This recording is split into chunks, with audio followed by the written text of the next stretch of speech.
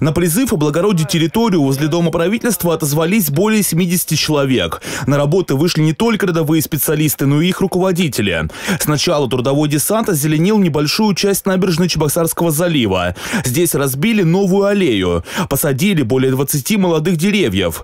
На площади перед зданием Дома правительства в следующем году появятся цветочные клумбы. Место для них сотрудники администрации главы Чувашии подготовили уже сейчас.